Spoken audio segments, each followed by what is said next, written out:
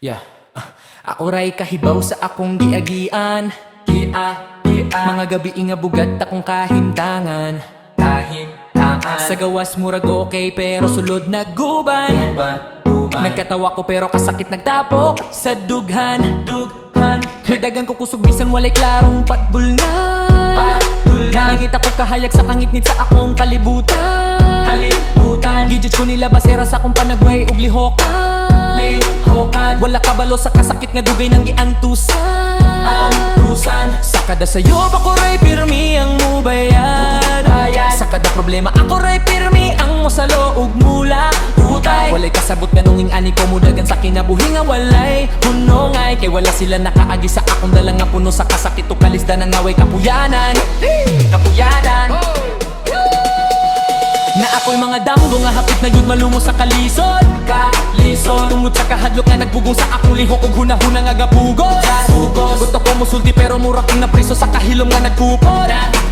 Busa akong gibati, akong gitagos ang tanga kong kalibutan. Hinay-hinay nagublagog na kuro. Sa likod sa ngisina adi ay luha nga perming nagulat sa pagbuto.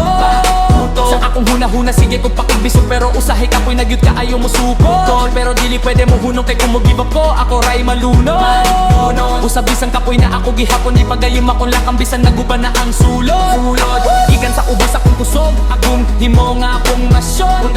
Ang kada kapildihan na himong leksyon o inspirasyon. Bisan nakura ko sa akong gipadayon akong misyon.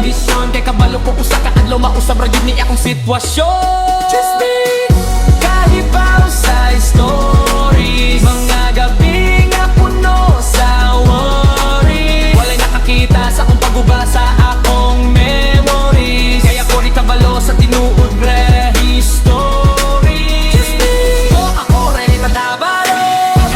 Nakabalo sa kasakit nga dili na ko ipakita ninyo.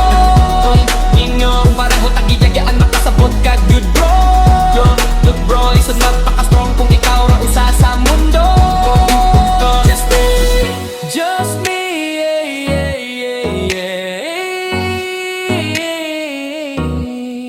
just me, just me.